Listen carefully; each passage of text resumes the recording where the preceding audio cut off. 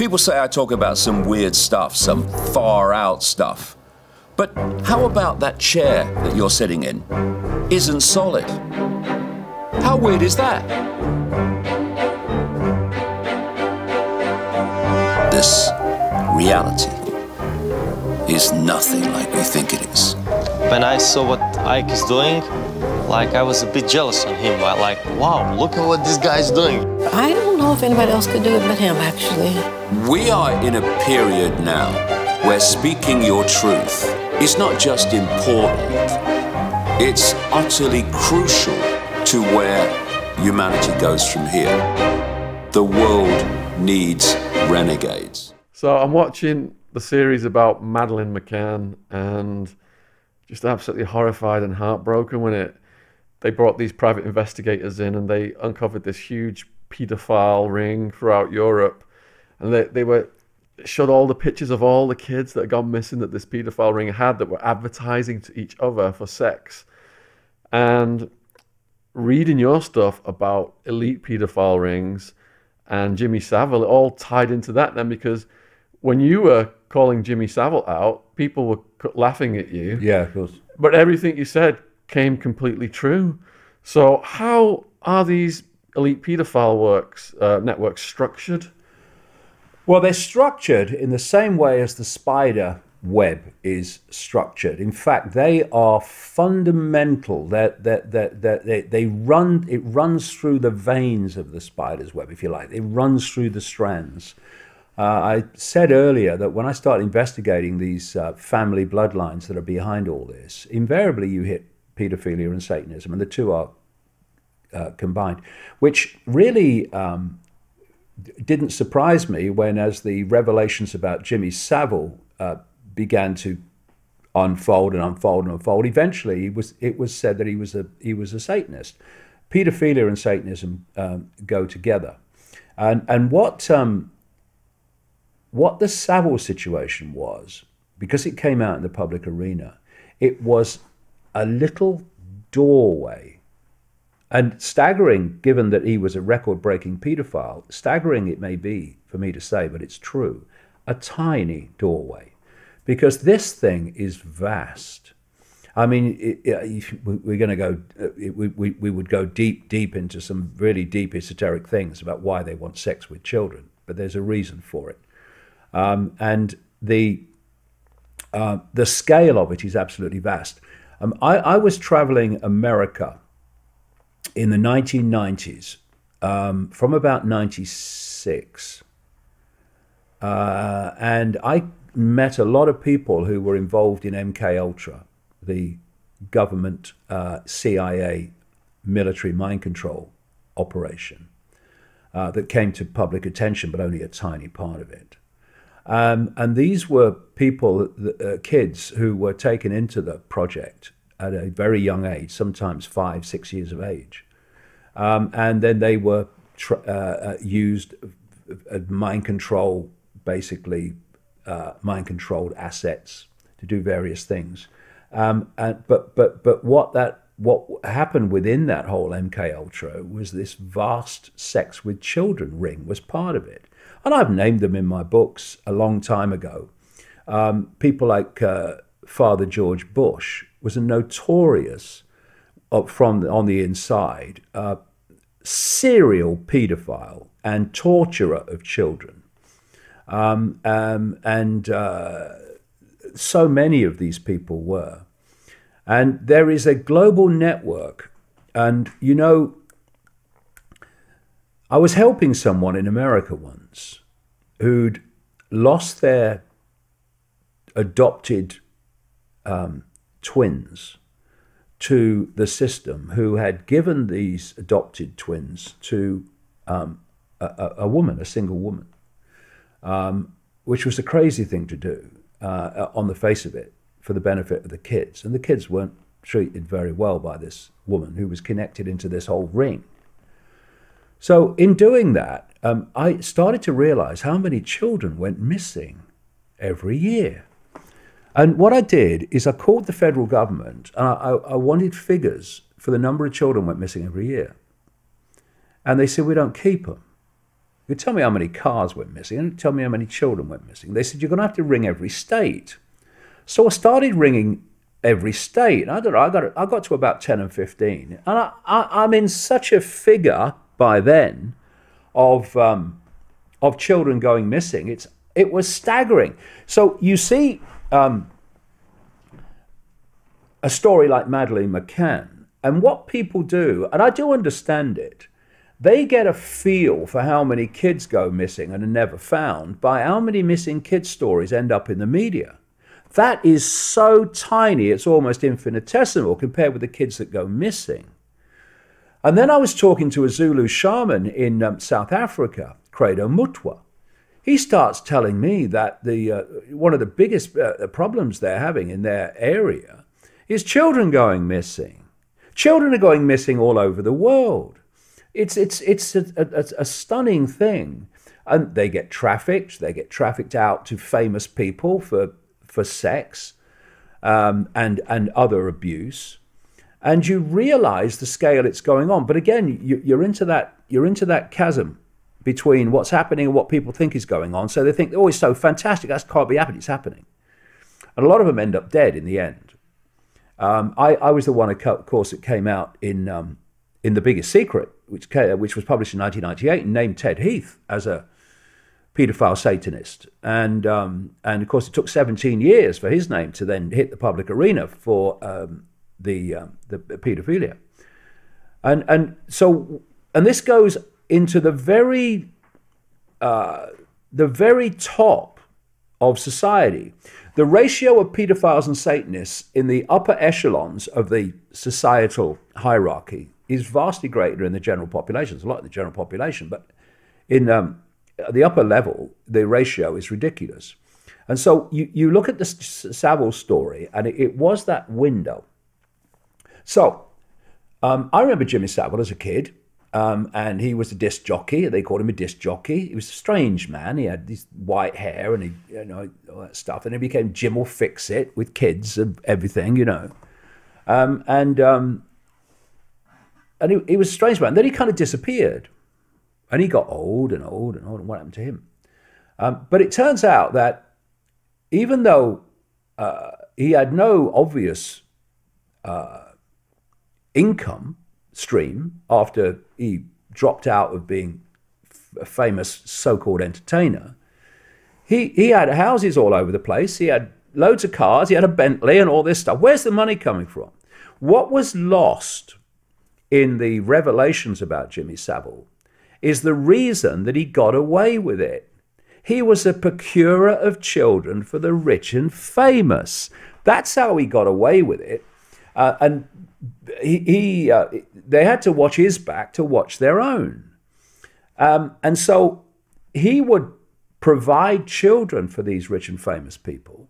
This is why he was on very friendly terms with Ted Heath. So then you look at the other area of that Saville story that's never been explored, which absolutely should be, and it is this. In Saville's own words, in the 1960s, Lord Mountbatten, a known paedophile, invites Saville, who's a disc jockey, into the heart of the British royal family. It's how he became a close friend of Prince Charles, a close friend for a long time until they fell out, of Prince Philip, and in the inner circle, including the Queen. Sorry, banging that. And he remained in that inner center of the circle, the inner circle of the royal family, right up to his death, basically, and a friend of Charles right up to his death. And I met a lady, in fact, I met her in a house I lived in just down the road from here. She came over to the Isle of Wight, spoke to me for a long time, who was a long-time friend of Princess Diana, friend of hers for about 9 years. And she told me about Saville. She told me about Saville because Diana had told her, and she knew from other sources as well. And she described how when Diana was married to Charles, that Saville was always all around all the time, and she thought he was sleazy and horrible and could stand him. Well, the reason he was there, let's put this together. He's at the inner core of the British royal family circle, and he's a procurer of children for the rich and famous, right?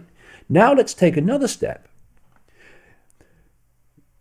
I remember seeing a film, just very quickly, a report that the Queen was making a visit to this place.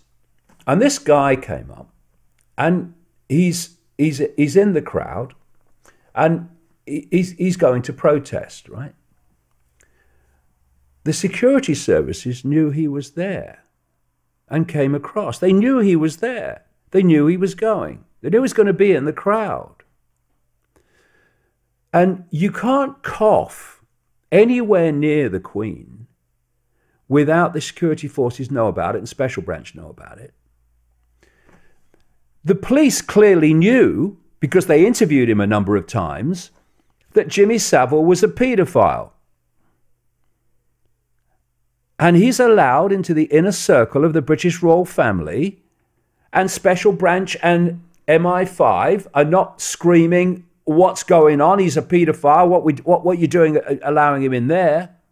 No, he's allowed, while being interviewed by the police from time to time over paedophilia, to be in the inner circle of the royal family.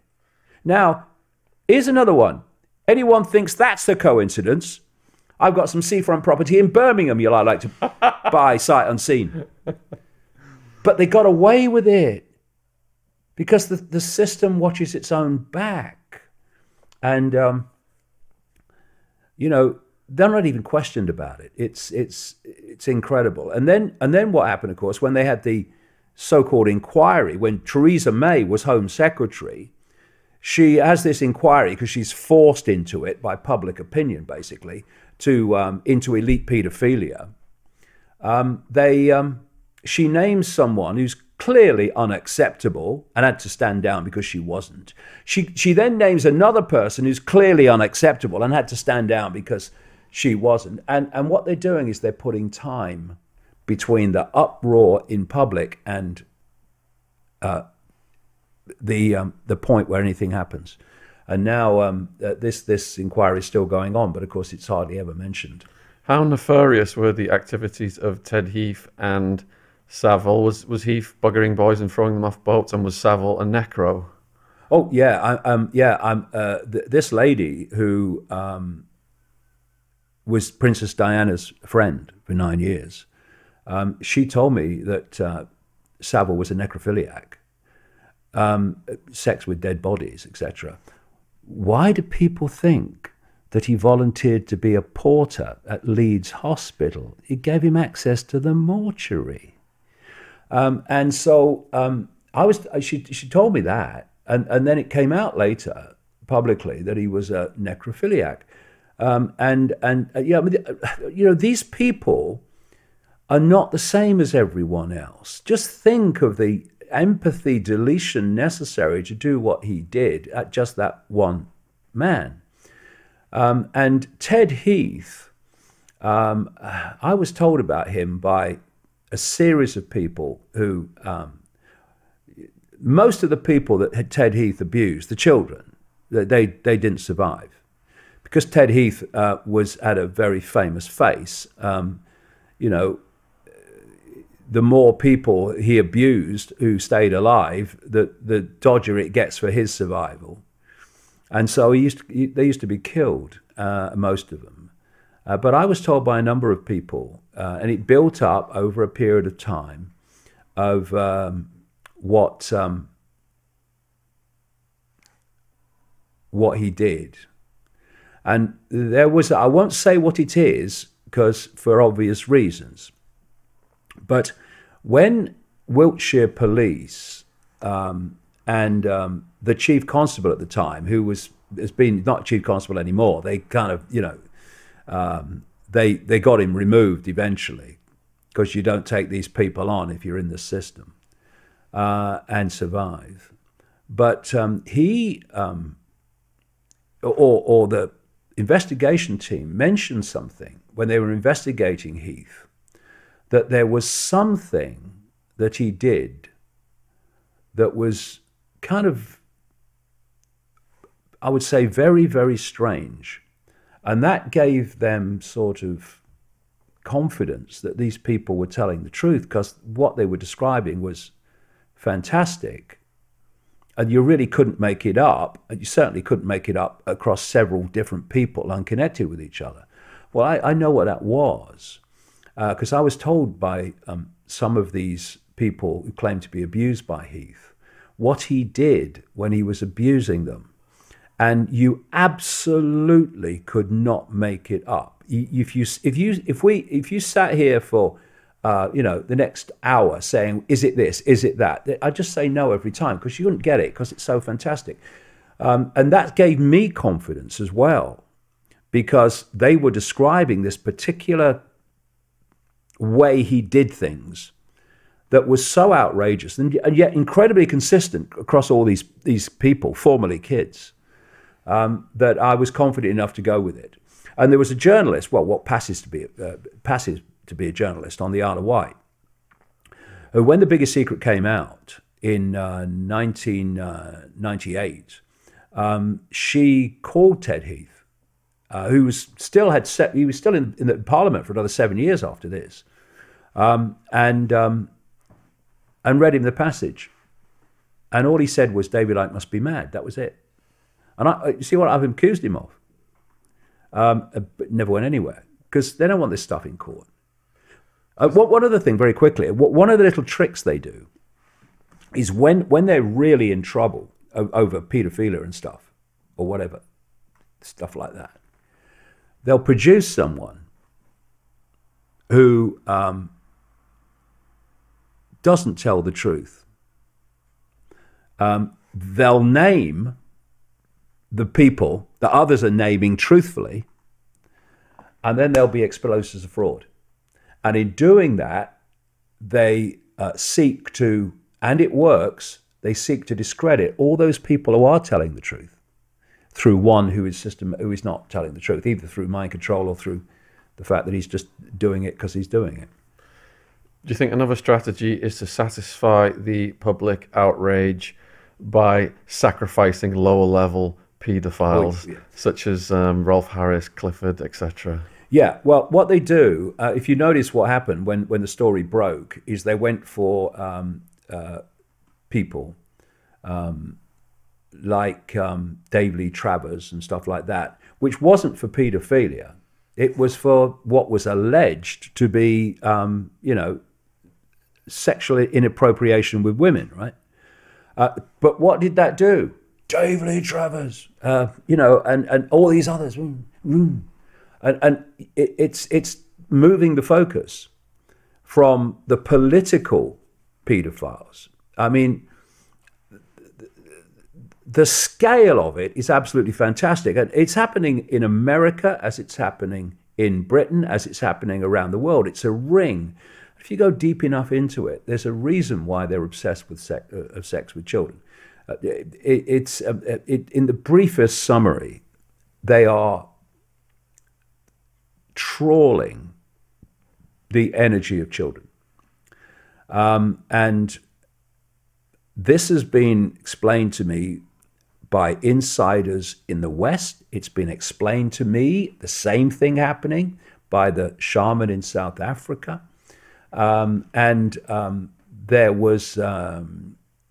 There have been other books with other sources. They talk about the same thing. They're sucking the energy out of the kids, because there's a particular energy before puberty. See, we see puberty as a hormonal chemical change, but actually it's an energetic change which expresses itself hormonally and chemically. One's an expression of the other. There's an energetic change that goes on in the electromagnetic fields of the body at what we call puberty. They want the energy before that change takes place. It's like a nectar to them. Because, this world is nothing like we think it is, and that which is controlling it is nothing like we think it is. And I would just say this to people: look at the night sky and think that you are looking at a tiny fraction of the Milky Way galaxy, and according to the latest, highest estimate, there are about 2 trillion galaxies in the universe, and that what we see and experience is a tiny band of frequency called visible light, which is so tiny it's almost laughable. Everything else that exists beyond it, our TV channel, if you like, is unseen to us. Now tell me that humans are the only form of life that we call intelligent life, when we're living on a planet which, according to mainstream science, is the equivalent, compared with the size of the universe, of a billionth of a pinhead. In other words, the idea that we are alone is insane. And eventually you go through this web. That spider is not human. And it's that spider that is looking for the prepubescent energy of children. And it absorbs it through these pedophile satanic rings. Honestly, you know, people can laugh if they like. I don't care. I'm after the truth, not a round of applause.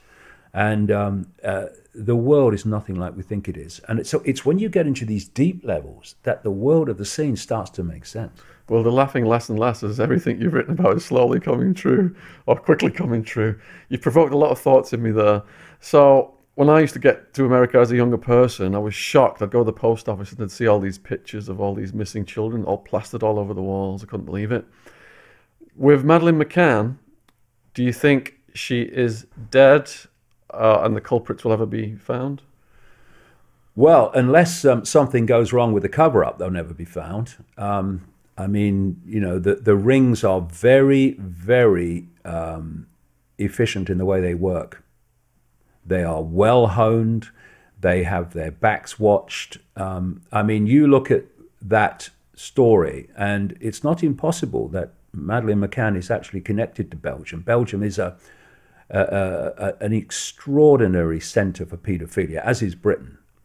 There was the Dutro paedophile child abuser who went to jail for it, and he was they found kids in like a cage, a dungeon that he was keeping, and that was Belgium's Jimmy Saville. It opened the door, and it was leading. Of course, it was leading. It always leads to the upper echelon of society in Belgium. And the guy, the genuine investigator, see, there was a genuine investigator of the paedophile and child abuse in Jersey. And because he was genuine, and he was being supported by his chief of police, who was also genuine, they got rid of him. And they got rid of this investigator in Belgium who was genuine. And he was starting to get closer and closer to the big fish. So they get rid of him. And people come in and suddenly it's all shut down, which happened in Jersey and it happened in Belgium. So these things are everywhere. So, and what they do is another thing, that the scale of it and the organization of it is extraordinary. They steal children to order. They will be asked for a child, maybe blue-eyed and blonde-haired with certain characteristics. They will then scan society looking for that child that meets those criteria of the client. And then they will steal them. I've met people who've been in mind control projects in America. I met one in California once, and she'd come out of it, but there were kids running around in the room, and she says, every time I see kids running around, she says, my heart goes, because if I was doing what I did before, she was doing it under my control, any of those kids, I'd have them away, and you never see them again. One of the things they do is they'll have a van, or a white van, or a van, and they'll sit there. And they'll just wait for the child to be far enough away from parental help or whatever, in the back of the van and away. Or they might even just sit there in the van. The man moves, so there's no one. Or a van drove away, and then they drive it away. And those kids are never seen again. They're trafficked or whatever, and most of them end up dead. Because when you have no empathy, and you are completely consumed by psychopathy, you know. I remember once when it's stuff, it never gets matter of fact, but you have to step back from it. When you research it, like I do, you have to step back from it. Otherwise, it will destroy you emotionally. And when I was in America and a series of things happened, and I realized the scale of it. I remember I was watching a movie that night. I was traveling around America, and in a cinema, and I turned around as we were walking out, and the father was carrying his little child boy over his shoulder. So the boy was looking back at me as his father went forward. I was standing behind, and I looked at this child's face, and I just started to cry, because I'm looking at that face of an innocent little kid, and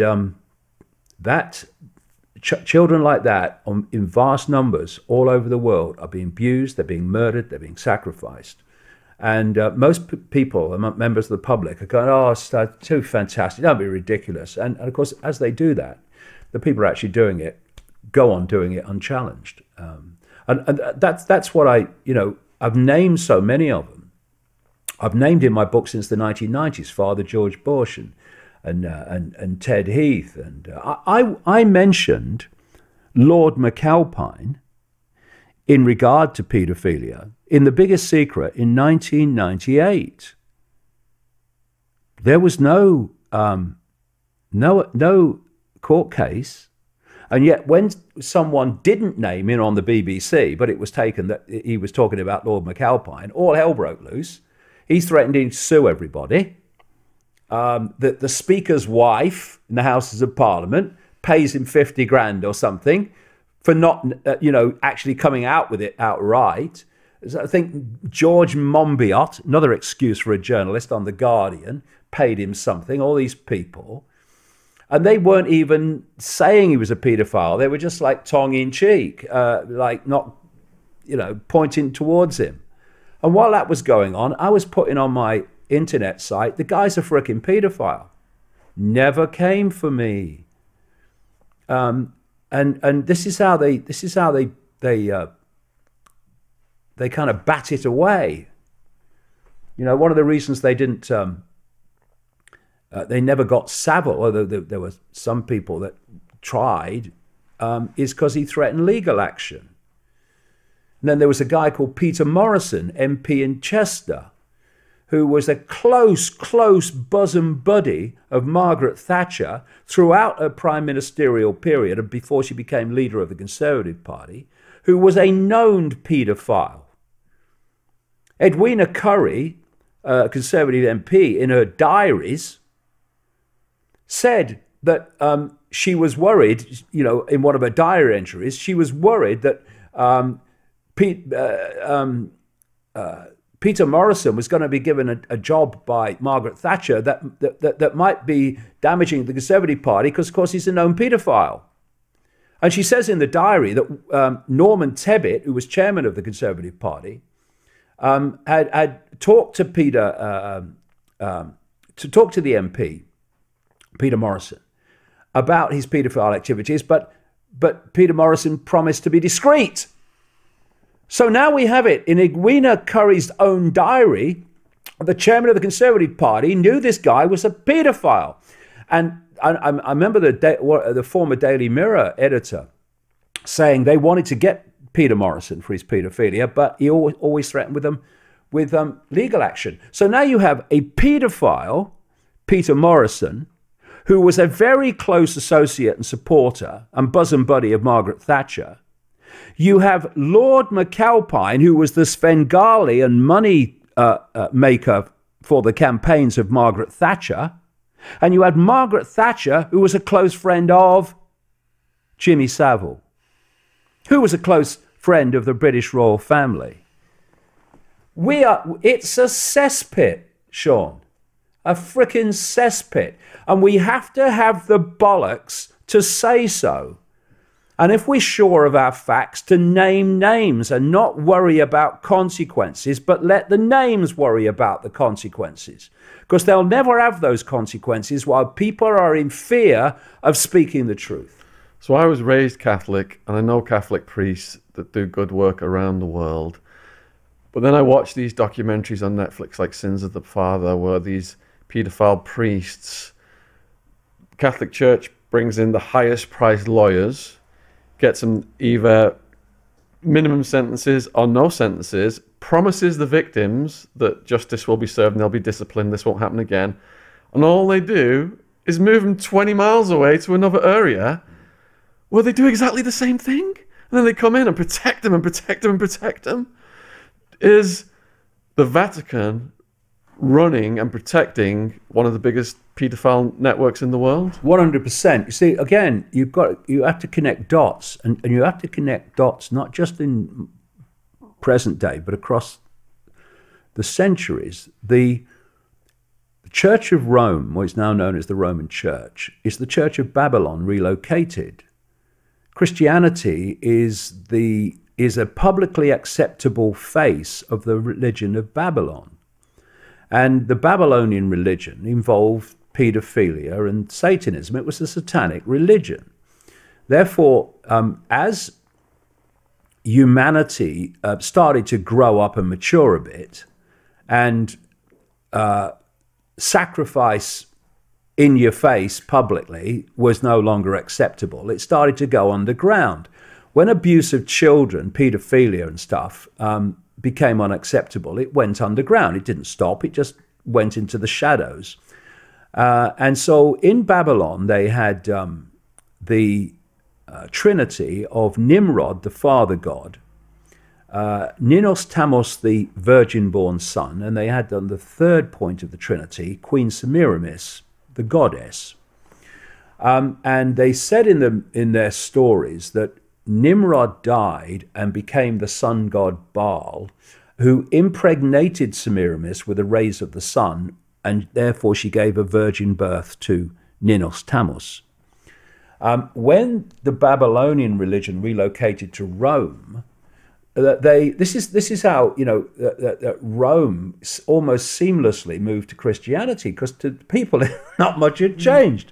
They had the trinity of the father god, brackets Nimrod, Jesus, the virgin-born son, brackets Nanos Timos, Ninos, and at the other point of the pyramid is the Holy Spirit, the Holy Ghost, which they symbolize as a dove. That was Queen Semiramis's symbol in Babylon.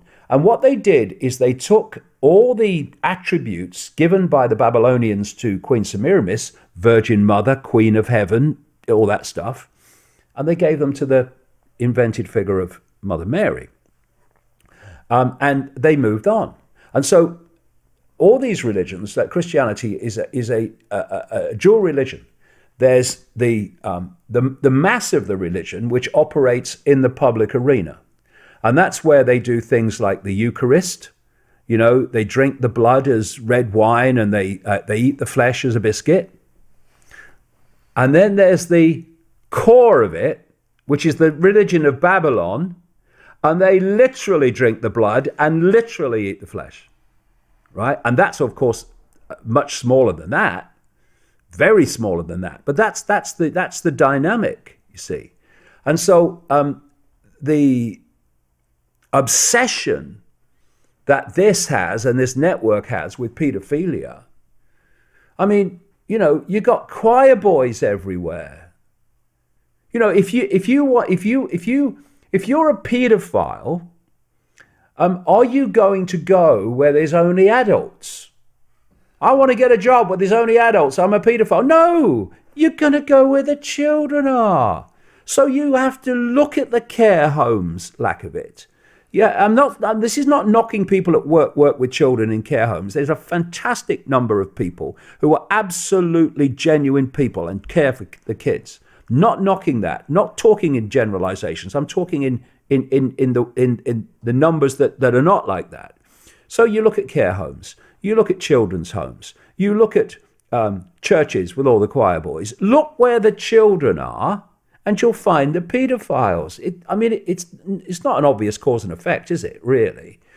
And so you look at the structure of the Roman Church. It's obviously going to attract an enormous number of paedophiles. And of course, also when you completely usurp the natural energetic order, and you say you can only be a priest if you don't get married and you don't have sex, well, that impulse, which is obviously a natural impulse, that's how humans are still alive, and we have new generations. Well, it's going to express itself in distorted ways, and not the ways that it would normally express itself. That's not to excuse it. My God, I'm the last person in the world who would excuse it. I've spent decades uncovering it, but that too is part of how this stuff manifests. So you mentioned Saville, and that's led on to the next question. I read Princess Di's book in her own words. You said about him having access to all of the inner royal circle. When Di and Charles were going through friction, he was brought in as the marriage guidance counsellor. Absolutely. And Diana wrote in a book that she found him creepy, and she was wondering why he was there as well. Yeah, well, this lady who's Diana's friend, she told me that story. What would it be? 1997, I think she told me the story. It was after Diana died, and she mentioned that what do you mean? Diana was saying, what do you mean? He's coming in as a go-between. What? Now, where was all this when Saville was revealed for what he was? Why wasn't Prince Charles sat and questioned about his relationship with Saville and what he knew? Because he had to know. Don't tell me you didn't know Charlie, you bloody liar. Of course he knew. So why is he still standing in line to be the next king and not standing in line for the next slop out? Why? Because the establishment looks after its own.